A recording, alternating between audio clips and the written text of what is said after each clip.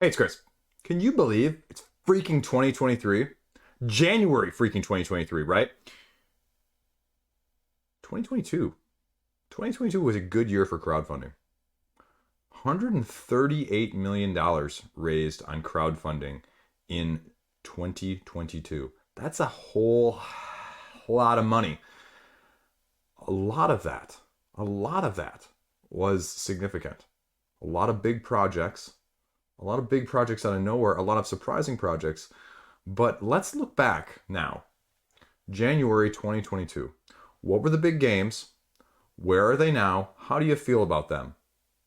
The monthly look back, make you feel good or make you feel bad, depending on where your head was at a year ago on crowdfunding. That being said, let's do this. So first up, this was the biggest one from 2022. It Marvel Zombies, right? Steamon. A year later, they have now delivered most of Wave 1, basically the core box game. There was also the little kerfuffle of the Resistance box at retail, which I think has kind of been, if you kind of have heard that, I've seen a lot of people reselling it at a much cheaper cost. And the few glances I've had on the Board Game Geek page have not been positive. So I don't really, again, I'm trying to stay away from it spoilers wise, not to make myself biased one way or the other, right? Until I get my second wave shipping. And I don't know, $9+ million. Is this going to be the Zombicide game for me? Or am I going to play Zombicide in this manner, shape, and form and just trash it and get rid of it? Not trash it, I'm going to sell it, but you know what I mean. I didn't get everything. I have no qualms about saying that. I stayed the bleep away from Galactus. I think that's a big waste of money more than anything else. I don't care if Silver Surfer is one of my favorite characters from Marvel of all time, and I really want to be able to play him, and I really want to have him, but I can't because they lumped it in there, and that's a trash way of doing it. Yeah. Chris, tell us how you really feel. But say what you will. Say what you will. I'm waiting, and we'll see where it goes. Do I regret it? A little bit. I'll be frank with you. I regret it a little bit. I probably shouldn't have done it all. I'm probably not going to be a big fan of Zombicide. I'm probably not. But my kids love Marvel. They love Marvel United. They love Marvel Legendary. All that slid to the back burner because we also have Marvel Dice Throne. My kids love that. And as a next step up, I can see them getting into that element of things. So it's going to be a testing point for them as well. Because if the 9-year-old likes it, then the 7-year-old's going to like it. If the 7-year-old like it, the 2-year-old's going to be sitting at the table wanting to play with us too. He was rolling the dice earlier tonight from Fox when we were playing. So, he's all on board as well. I'm indoctrinating him at a young age. Let's pull up the page though and see. And, June 2023. No way in heck is that going to happen. I'm anticipating this the end. I'm anticipating this Q4 of 23. I wouldn't be surprised if it even gets pushed back further. But here's the latest update, and they kind of give you some of the production stuff and blah, blah, blah, blah, blah, and Galactus model and all that stuff, and doesn't really give you anything to look at too much from this update. All it basically says is that they're trying to get full Wave 2 production up after the Chinese New Year. So take that for what you will. Galactus. Bleh. Anyway, so what else is up? Now, number 2 on this list. Gonna surprise people. I'm gonna talk about this one because, well, actually, it's right here. Puzzle Strike 2. Puzzle Strike 2 from Sterling Games. My review on it will be out at some point. I'll tell you right now, it's on my top 10 game list of 2022, in case that didn't come out before this video. I'm not sure the order of these things lately. I'm crappy about that. But production, over the top, a little bit superfluous, especially the little wand thing. If you know what I'm talking about, you know what I'm talking about. The insert, it's okay. Production size here, it's way too big. The game though? Game's freaking amazing. Just is. It just is. And it exceeded my expectations of the actual gameplay. If that clues you in on where it's going to be at all on my top 10 list. So, again, it was probably one of those that you might be able to get at cheaper for retail. But Sterling Games hasn't been widely available. I think the expansion now is just coming sometime, maybe available this month. And I've had this for months. So take that for what you will. And the expansion, I would argue the expansion isn't essential, but it's essential.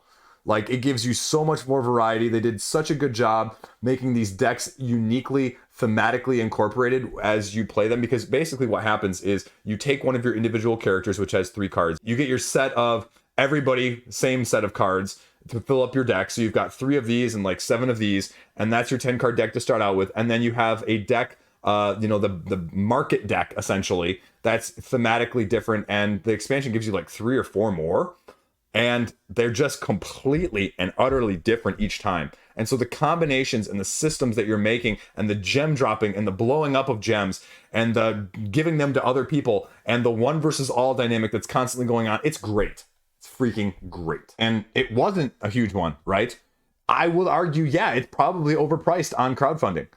1,200 people, $140,000, underperforming, overperforming. I don't really know where that's at, because of the price point, like I mentioned, $70 for the base and $100 including the expansion.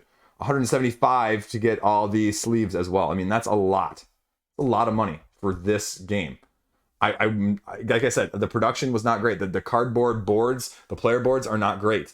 The wand here, it's very kids, pick it up at your local grocery store-ish.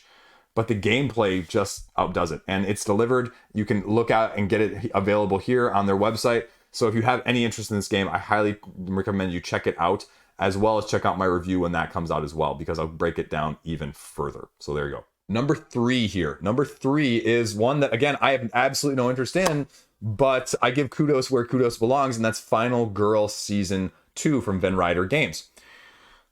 It's a solo game.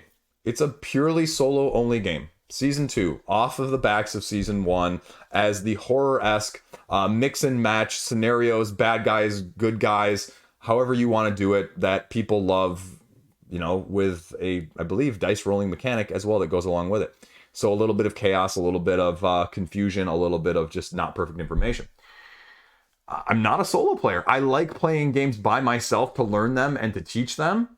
But like, I don't go and pick up a solo game to play, right? Like, I love the dynamic. And so for me, it has absolutely no appeal. But for $12,000 and $2 million worth of customers otherwise, the second crowdfunding game was an overwhelmingly smashing success. And again, not kidding with that, right? 12,000, 2 million, no joke. The latest update, Wave 2 shipping is getting close. They've locked down the pledge manager altogether. They're hoping to have it out sometime, I believe, in this quarter for the final wave. And so, yeah, it's going to be coming soon if you're in North America. The other thing, the most interesting thing, and the real reason I'm pulling this up down here, is Season 3. They've confirmed Season 3 with 2 different killers. And, this is confirmation that Season 3 is coming. So if you like it, well, there's going to be more of a good thing.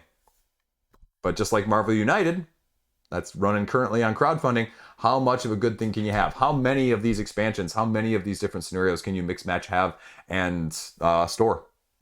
How much were you willing to spend on one game? That is more of the question. And again, no qualms about it. It's very solid. People like it for what it is. Season 2 is probably going to be better than Season 1. Season 3 is probably going to be better than Season 2.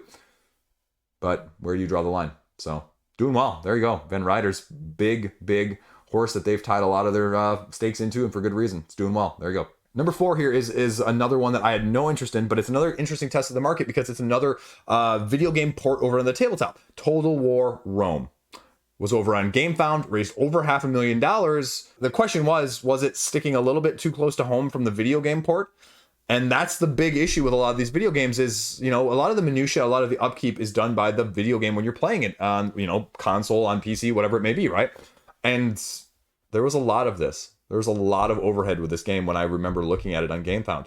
Again, not saying that it's a bad thing. Like, a lot of people like having a lot more of that overhead to keep track of and more strategic and more dynamic and, just making me feel like when I'm winning, I'm doing a better job of keeping all these things together. But I also look at it as, is it taking away some of the fun, too, of some of the streamlined nature of the game in the first place that makes it fun because you're playing it much faster?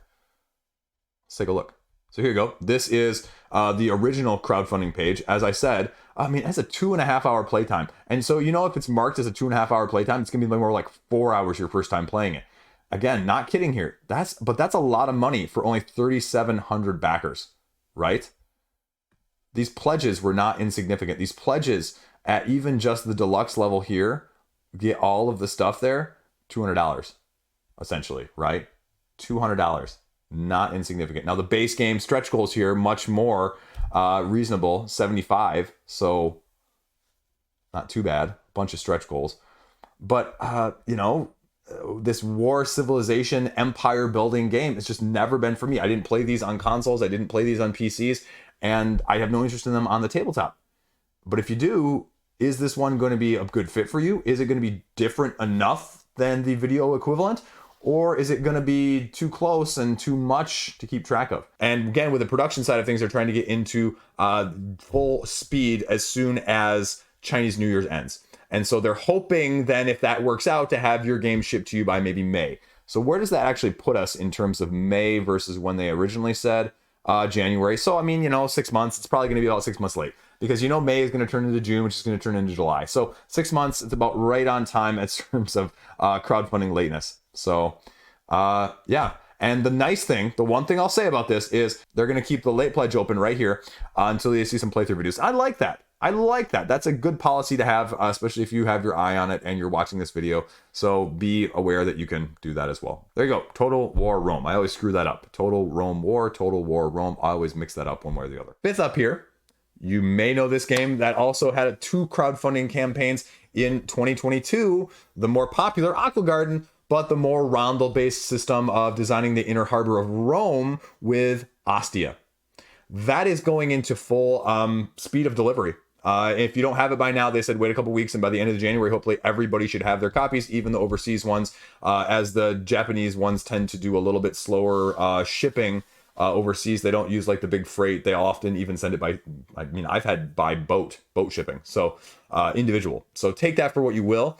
I have no clue whether or not this game is going to be good. I think it's going to be very interesting. And if you were interested for it in the first place, your luck is going to be probably pretty hard pressed to find it on the secondary market, because just like with Aqua Garden, the price was significantly higher in the secondary market. It was significantly higher from the designer's store, web store, when they actually finally got some copies that way. And you're not going to find it for that price on the crowdfunding campaign nowadays. So if it is good, expect us to pay a premium, even more so than some of the other ones that we'll usually do, you know, because you can usually wait out some of the really, really big campaigns and find someone selling it for price. Not always with something this small. Like I said, I mean, it's delivering. There's not much else to say. There's not much else to talk about. You know, the standard copy of it was not that expensive, all things considered. And the expansion, along with the complete set, again, wasn't terribly much more. I mean, it's what I expected for more of a deluxe-er game. It's a Rondel system with, you know, something that's slightly different. And if you want all that stuff, it's available there. This one I could see people going either way on. I could see this being a little bit outside of a lot of people's comfort zone, and so it might swing and miss, not because it's a bad game, but because what you thinking it might be and what it actually is. It's more of one of those that I could see people doing. So there you go. Ostia, check it out. This next one at the beginning of 2022, this was one of my more interested ones, my more hyped ones initially, until it lost from indie board and card. This is Astro Knights. This is the reversion, retheme 2.0, 3.0 of Aeon's End, done as sort of a sci-fi fantasy-esque instead of the other D&D-esque, you know, sort of theme. And it's in the process of being delivered to most of the backers currently. If you're not familiar, I mean, it's a deck builder in the lines of Aeon's End. And it was doing a few things different, a few things streamlined, a few things new, a few things removed. And it just didn't grab me the way I thought it was going to. And maybe, I'm assuming, just like Aeon's End, they're trying to create, just like with like Chip Theory, creating new properties to play off of with something like 20 strong, right? And getting away from just your Too Many Boneses or your Hoplomachus, that you're going to see a little bit more of this, assuming it is met with rather well reception. The good things that I've seen so far, based on the descriptions, is they'd revamp the whole Nemesis deck. They give a whole new Nemesis deck and levels of the Nemesis that really make it a lot better.